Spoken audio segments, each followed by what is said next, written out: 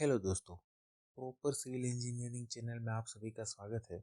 तो आज हम लोग डिस्कस करने वाले हैं मैकेनिक्स ऑफ सॉलिड के 50 ऐसे एमसीक्यूज के बारे में जो कि सभी तरह के एग्जामिनेशंस में इम्पोर्टेंट है। इससे पहले हमने इरिगेशन और कंक्रीट टेक्नोलॉजी के 100 ऐसे एमसीक्यूज देखे जो कि सभी तरह के एग्जामिनेशंस में इम्पोर्टेंट है। पहला एमसीक्यू है which is not elastic constant.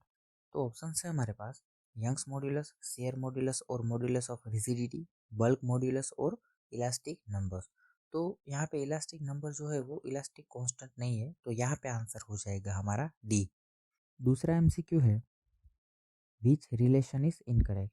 तो ऑप्शन है हमारे पास ई, जी और म्यू के बीच में। यहाँ पे तीनों रिलेशंस जो है वो सही है, तो यहाँ पे आंसर हो जाएगा हमारा डी। तीसरा एमसीक्यू है modulus of elasticity is ratio of. Option है हमारे पास slope deflection, stress strain, strain deflection और नन। जो कि मॉड्यूलस ऑफ इलास्टिसिटी है वो स्ट्रेस टू स्ट्रेन का रेशियो है, तो यहाँ पे आंसर हो जाएगा हमारा बी। चौथा एमसीक्यू है a material obeys Hooke's law within its. तो ऑप्शन हमारे पास plastic limit, elastic limit, limit of proportionality और नन। तो अगर मटेरियल जो है वो हुक्स लॉ का पालन करता है तो वो इलास्टिक लिमिट के बीच में होगा, इलास्टिक लिमिट के विद इन होगा, तो यहाँ पे आंसर हो जाएगा हमारा बी। पांचवा एमसीक्यू है the property by virtue of which a body return to its original shape is called. तो अगर बॉडी उसके ओरिजिनल शेप में फोर्स को रिटर्न करने के बाद आ जाती है तो उसको हम क्या बोलते हैं। तो यहाँ पे ऑप्शन है हमारे पास इलास्टिसिटी, प्लास्टिसिटी, डक्टिलिटी और मैलिएबिलिटी। तो अगर इलास्टिक होगा तो वो अपने ओरिजिनल शेप में रिटर्न आ जाएगा, तो यहाँ पे आंसर हो जाएगा हमारा ए। छठा एमसीक्यू है the phenomenon of slow extension of materials with a time under constant load is called. तो यील्डिंग, क्रीपिंग, ब्रेकिंग और क्रैकिंग। तो क्रीपिंग जो है वो उसकी डेफिनेशन है ऊपर, तो यहाँ पे आंसर हो जाएगा हमारा बी। सातवां एमसीक्यू है which is correct statement for composite material. तो ऑप्शन है हमारे पास लोड ऑन ईच मटेरियल में be different, strain in each material same, it consist of two और मोर मटेरियल और ऑफ एबोव। तो यहाँ पे सारे जो है ABC वो सही है, तो यहाँ पे आंसर हो जाएगा हमारा डी। तो कंपोजिट मटेरियल मतलब क्या? जिस मटेरियल में दो और दो से ज़्यादा मटेरियल हो तो उसको हम कंपोजिट मटेरियल बोलते हैं। आठवां एमसीक्यू है the ability of material to resist deformation is called. तो स्ट्रेंथ जो है उसको हम एबिलिटी बोलते हैं डिफॉर्मेशन को रेजिस्ट करने की, तो यहाँ पे आंसर हो जाएगा हमारा ए। नवा एमसीक्यू है the ability of material to deform without breaking its called. अगर बॉडी डिफॉर्म हो जाएगी ब्रेकिंग होने से पहले ही तो उसको हम बोलते हैं प्लास्टिक मटेरियल, तो यहाँ पे आंसर हो जाएगा हमारा सी। 10वां एमसीक्यू है which type of steel use for cutting tool. तो कटिंग टूल में कौन सा स्टील यूज होता है? तो mild steel, high carbon steel, medium carbon steel और लो कार्बन स्टील। जो कि अगर कटिंग टूल में देखें तो हाई कार्बन स्टील का यूज होता है, तो यहाँ पे आंसर हो जाएगा हमारा बी। 11वां एमसीक्यू है if a material has identical elastic property in all direction तो इज कॉल्ड। तो ये गेट में पूछा गया क्वेश्चन है, ये एक बेसिक सा क्वेश्चन है। तो यहाँ पे ऑप्शन है हमारे पास होमोजीनियस इलास्टिक, आइसोट्रोपिक और विस्को इलास्टिक। तो आइसोट्रोपिक की डेफिनेशन है, तो यहाँ पे आंसर हो जाएगा हमारा सी। 12वां एमसीक्यू है ऐसा यूनिट ऑफ स्ट्रेस इज। तो स्ट्रेस का यूनिट है न्यूटन पर एमएम स्क्वायर, तो यहाँ पे आंसर हो जाएगा हमारा ए। 13वां एमसीक्यू है the deformation per unit is called. तो ये स्ट्रेन की डेफिनेशन है जो कि डेल्टा एल बटे एल की होती है, तो यहाँ पे आंसर हो जाएगा हमारा बी। 14वां एमसीक्यू है the block of steel is loaded by tangential force on its top surface while the bottom surface is held rigidly, the deformation on the block is due to. जो कि gate में पूछा गया question है, और यहाँ पे फिगर में आप देख सकते हैं कि इस तरीके का ब्लॉक है, यहाँ पे एफ के डायरेक्शन में फोर्स लग रहा है, तो यहाँ पे किस तरीके से वो डिफॉर्म होगा। तो ऑप्शन है हमारे पास torsion, shear force, bending moment और शियर बेंडिंग। तो यहाँ पे शियर और बेंडिंग दोनों का कॉम्बिनेशन इसको डिफॉर्म करेगा, तो यहाँ पे आंसर हो जाएगा हमारा डी। 15वां एमसीक्यू है maximum energy store at elastic limit of material is called. जो कि आईईएस में पूछा गया क्वेश्चन है, तो ऑप्शन है हमारे पास resilience, bulk resilience, modulus of resilience और प्रूफ रेजिलेंस। जो कि प्रूफ रेजिलेंस की डेफिनेशन है, तो यहाँ पे आंसर हो जाएगा हमारा डी। 16वां एमसीक्यू है during tensile testing of specimen using universal testing machine the parameter actually measured include. नीचे ऑप्शंस दिए गए हैं, उसमें लोड और एलोंगेशन जो है वो एक्चुअल मेजर होते हैं यूनिवर्सल टेस्टिंग मशीन में। तो यहाँ पे आंसर हो जाएगा हमारा डी। 17वां MCQ है, the value of Poisson ratio of any material can not exist. जो कि आईएएस में पूछा गया क्वेश्चन है। तो पॉइजन रेशियो जो है वो 0 से 1 के बीच लाई करता है, तो वो कभी 1 से आगे नहीं जा सकता। तो यहाँ पे आंसर हो जाएगा हमारा ए। 18वां MCQ है, which material has high Poisson ratio. जो कि ऑप्शंस में से अगर हम देखें तो रबर की जो है वो पॉइजन रेशियो ज़्यादा होती है। तो यहाँ पे आंसर हो जाएगा हमारा सी। 19वां MCQ है, shear modulus is ratio of. जो कि शियर मॉड्यूलस जो है वो shear stress to shear strain का रेशियो होता है। तो यहाँ पे आंसर हो जाएगा हमारा बी। 20वां MCQ है, तो value of bending moment will maximum when value of shear stress is.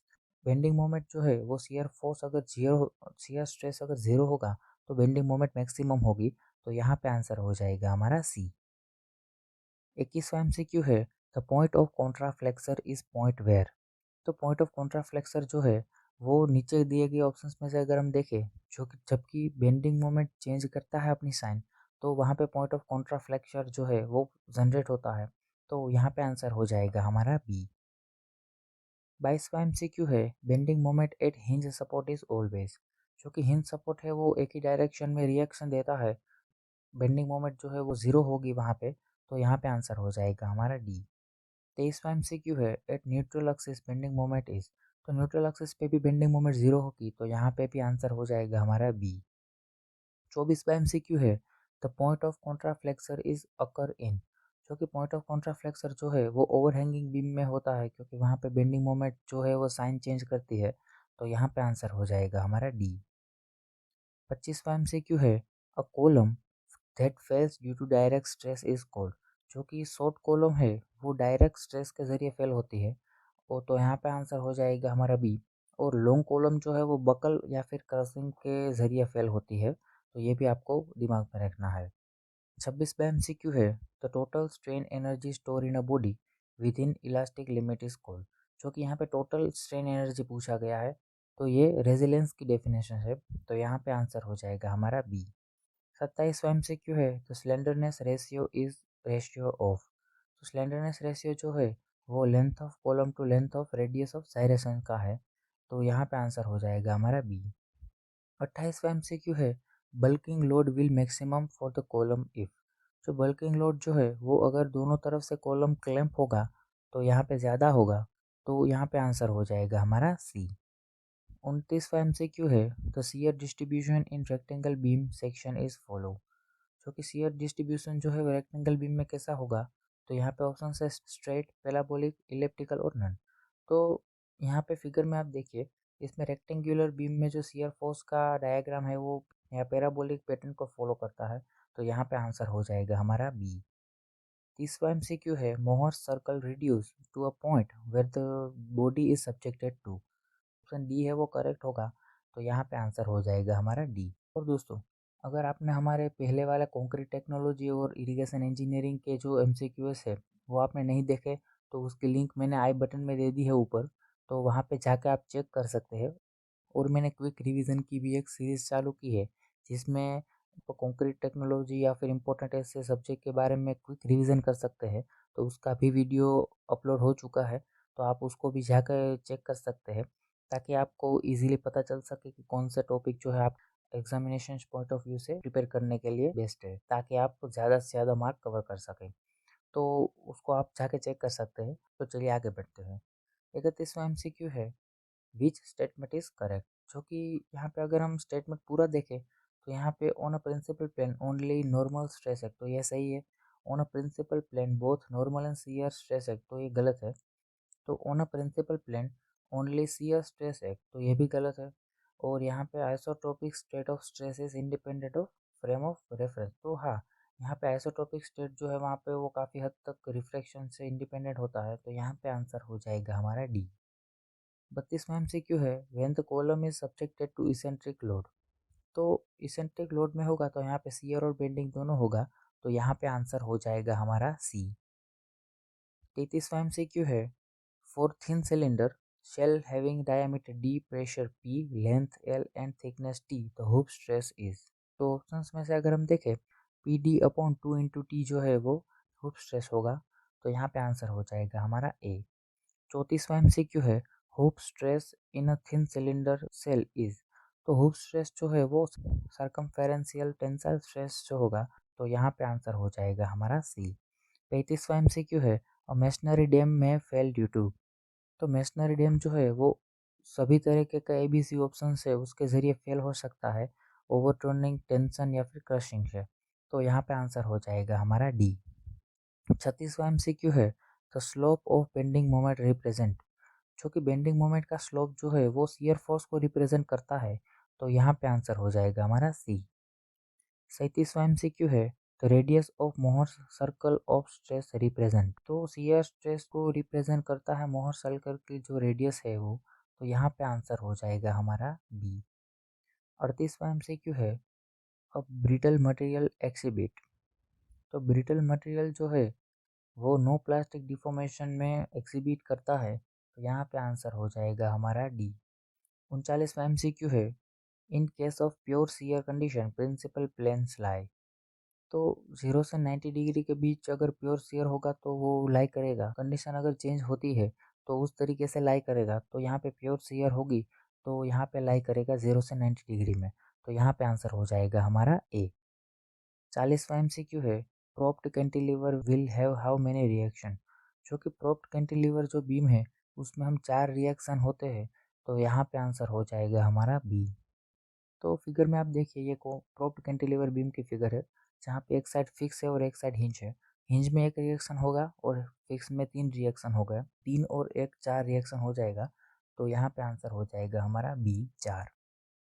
41वां MCQ है self weight of beam is taken as. जो कि सेल्फ वेट ऑफ बीम है वो यूनिफॉर्मली डिस्ट्रीब्यूटेड लोड के जरिए लेते हैं, यानी यहाँ पे आंसर हो जाएगा हमारा बी यूडीएल। 42वां एमसीक्यू है making hole in a paper using punching machine is an example of. तो ऑप्शन है हमारे पास shear failure, compressive failure, bearing failure और टीयरिंग फेलियर। जो कि शियरिंग फेलियर के जरिए पेपर का जो होल होता है पंचिंग मशीन उसमें छेद करता है, तो यहाँ पे आंसर हो जाएगा हमारा ए। 43वां एमसीक्यू है lateral strains are longitudinal strain.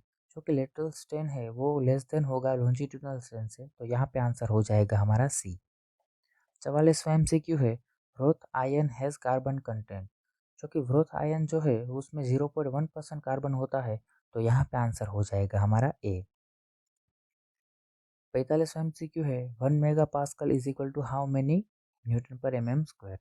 तो 1 मेगा पास्कल जो है वो 1 Newton per M M square के बराबर होगा, तो यहाँ पे आंसर हो जाएगा हमारा ए। 46वां एमसीक्यू है the unit of strain is.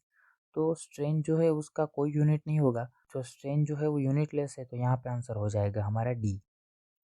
47वां MCQ है modulus of elasticity is expected to have at least value 4। तो वुड की जो मॉड्यूलस ऑफ इलास्टिसिटी है वो लीस्ट वैल्यू की कैटेगरी में आती है, तो यहाँ पे आंसर हो जाएगा हमारा ए। 48वां एमसीक्यू है तो area under stress strain curve represent. जो कि स्ट्रेस स्ट्रेन के नीचे एरिया जो कवर होता है वो energy per unit volume to cause failure को रिप्रेजेंट करता है, तो यहाँ पे आंसर हो जाएगा हमारा डी। 49वां एमसीक्यू है व्हाट इज स्ट्रेस। जो कि स्ट्रेस जो है वो इंटरनल रेजिस्टिव फोर्स है, जो कि एक्सटर्नल रेजिस्टिंग फोर्स को इक्वल करने के लिए लगाया जाता है मटेरियल के द्वारा, तो यहाँ पे आंसर हो जाएगा हमारा सी। 50वां एमसीक्यू है define factor of safety. Factor of safety जो है वो ultimate stress to permissible stress का रेशियो है, तो यहाँ पे आंसर हो जाएगा हमारा ए। तो दोस्तों कैसा लगा आपको ये 50 एमसीक्यूएस मैकेनिक्स ऑफ सॉलिड का एमसीक्यूएस का पार्ट। और तो आगे भी इस इम्पोर्टेंट ऐसे एमसीक्यूएस आने वाले हैं, तो अगर आप हमारे चैनल पर नए हैं तो सब्सक्राइब कर सकते हैं और हमसे जुड़ सकते हैं, ताकि आने वाले वीडियो भी आपको मिल सके। और अगर आपने पहले जो कॉन्क्रीट टेक्नोलॉजी इरिगेशन के दो दो पार्ट रिलीज़ हो चुके हैं, अगर वो आपने नहीं देखा तो डिस्क्रिप्शन में भी लिंक है और आई बटन में भी मैं दे दूँगा, आप वो भी जाके चेक कर सकते हैं। और अगर आपको कोई ऐसा टॉपिक जो है वो समझ में नहीं आ रहा और आप चाहते हैं कि उसको एक्सप्लेन किया जाए, तो आप मुझे कमेंट करके बता सकते हैं, मैं उस पर वीडियो बनाने की पूरी कोशिश करूँगा ताकि आपको जो है ईज़ी वे में समझा सकूँ। अगर आपको कोई ऐसी क्वेरी भी है, कमेंट में आप मुझे कमेंट कर सकते हैं ताकि मैं उसका रिप्लाई कर सकूँ। तो बने रहिए हमारे साथ और मिलते हैं नेक्स्ट वीडियो में, तब तक के लिए बाय।